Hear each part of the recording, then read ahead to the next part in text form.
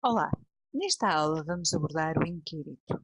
Embora seja um conteúdo que já tenha sido abordado em EMP, vamos ver como adaptar os inquéritos aos estudos de mercado.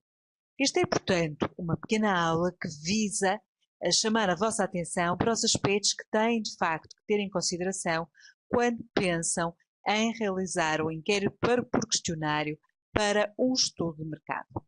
E nós temos que começar por perceber quais são as qualidades de um bom inquérito por questionário. De facto, nós temos que ter a capacidade de ter um conjunto de questões que não sejam excessivas sob pena de cansarmos o inquirido, mas que sejam relevantes, que permitam compreender o problema o mais possível e, portanto, até a exaustão. O inquérito que tenha, do ponto de vista gráfico, uma imagem que ajude o inquirido a acompanhar e a responder àquilo que pretendemos. É importante realçarmos que há um conjunto de questões que devem ser evitadas, sobretudo aquelas que são intrusivas e que, portanto, podem interferir com o bem-estar do inquirido. É muito importante, quando realizamos inquéritos com crianças, por exemplo, que esses inquéritos sejam mostrados aos pais antes do processo de administração.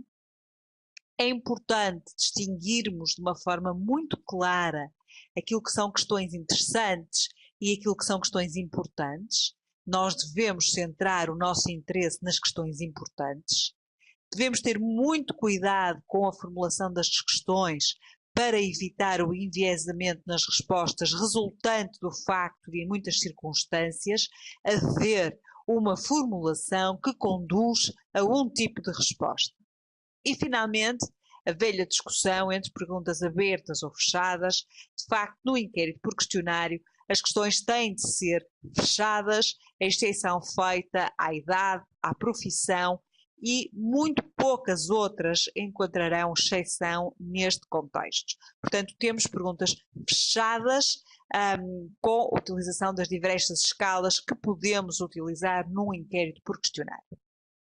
Na estruturação do inquérito, devemos começar de uma forma clara e inequívoca pelos objetivos do inquérito, que resultam dos objetivos do estudo de mercado que estamos a realizar. Depois de definidos de forma clara e inequívoca os objetivos do inquérito, passaremos então ao método de recolha de dados. Vamos fazer um inquérito telefónico, vamos fazer face a face, vamos disseminar a informação através de e-mail, porque obviamente que este método de recolha de dados terá impacto na estruturação das questões que vamos desenvolver. E, portanto, decorrente do método de recolha de dados, vamos ter que ter o formato das respostas de acordo com o método que vamos utilizar para recolher os dados.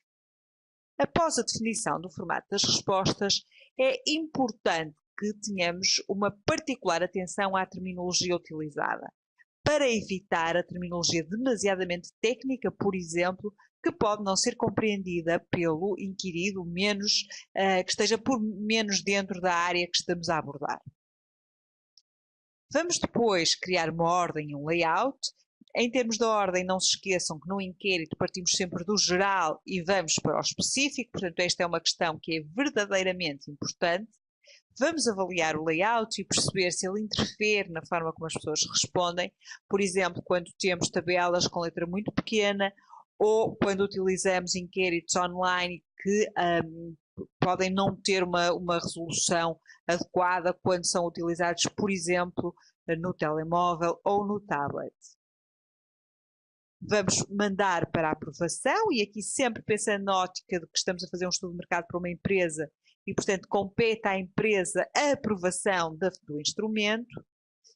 Faremos o pré-teste, e o que é isto? O pré-teste é o momento em que passamos o inquérito a uma amostra muito reduzida, mas com as características da nossa amostra global. E, portanto, faremos o pré-teste mais ou menos a 10 pessoas com as mesmas características daqueles que vamos incluir na nossa amostra e vamos rever o inquérito de forma a incluir a informação que decorre do pré-teste. Imaginem que há uma questão que as pessoas não respondem ou que sistematicamente suscita dúvidas ou que consideram demasiado óbvia e, portanto, há que reformular. Chegaremos então a uma versão final do inquérito e, a partir daqui, teremos condições para efetuar a implementação. Muito importante é percebermos qual é o tipo de medida, o tipo de escala, as regras, a aplicação e o tipo de estatística que vai estar subjacente a cada uma delas. E, portanto, quando nós temos variáveis nominais, podemos ter escalas dicotómicas, as regras serão sempre os objetos diferentes ou iguais. Em termos de aplicação, vamos apenas classificar e, do ponto de vista estatístico, podemos ter percentagens, moda e associar o teste de Q quadrado. Quando a medida é ordinal ou de rank, o que vamos ter é comparação e teremos, em termos de regras, objetos maiores até objetos mais pequenos, portanto, uma ordenação. Aplica-se, por exemplo, nas preferências e vamos ter o percentil, a mediana e a ANOVA como teste de diferença de médias.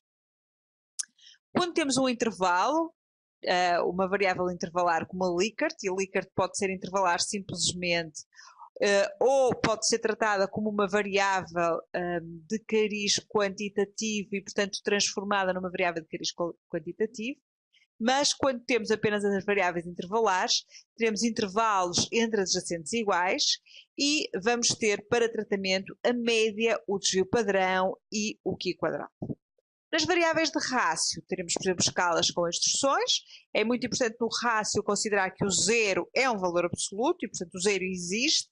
Temos vendas, rendimentos, custos e vamos ter a média geográfica ou o coeficiente de variação. Então, temos aqui alguns exemplos. A escala nominal utilizam-se itens para classificar e nunca para quantificar ou ordenar categorias. São, por isso, mais qualitativas do que quantitativas. Por exemplo, o sexo. As escalas nominais, em que temos, considera o seu envolvimento financeiro com os bancos que utiliza. O banco XYZ é o seu principal banco, sim ou não. E, portanto, aqui fica o exemplo. Nas escalas ordinais ou de ranking, nós vamos ordenar os objetos de acordo com um determinado critério e, portanto, ordene, classifique por ordem de preferência as seguintes marcas numa escala de 1 a 5. Nas escalas de intervalo, apresentamos uma ordem, mas quantificamos a distância entre objetos. As diferenças iguais na escala representam a igual diferença, por exemplo, na temperatura. Uma escala de intervalo daquelas que mais conhecemos, o de muito insatisfeito a muito satisfeito. Globalmente, qual é o seu grau de satisfação com o serviço e temos aqui a respectiva escala. As escalas de rácio ou proporção são escalas em que o nível de medida em que existe o zero é absoluto, mede quantidades absolutas e nunca relativas, e o zero representa um ponto da escala que nós compreendemos e que significa a total ausência do atributo. Quando alguém tem 0 euros, todos nós sabemos o que é que isso significa, ou quando falamos em 0 graus, todos sabemos o que é que isso significa. E aqui estão escalas de rácio de proporção, o peso, o rendimento, a cota de mercado, a dimensão, enfim, tudo, variáveis de cariz quantitativo. Temos outras escalas e apresento-vos aqui a escala de diferencial semântico. São escalas que são muito interessantes, que podem ser utilizadas com muita facilidade no domínio dos estudos de mercado. São estruturadas com base em 2 adjetivos, com cariz antagónico, portanto o frio e o seu antónimo quente, e o sujeito posiciona-se numa escala que varia entre 0 e 3 para o atributo frio, entre 0 e 3 para o atributo quente. Okay? Ao classificarmos, vamos dizer aqui que frio tem 2 e 0 não é avaliado. São muito importantes porque na mente das pessoas os atributos situam-se muitas vezes em polos opostos. Finalmente, queria-vos deixar ficar uma sugestão, que consultem o Handbook of Marketing Scales, que é um repositório de escalas utilizadas na área do marketing e que podem ser de grande utilidade na construção dos vossos inquéritos.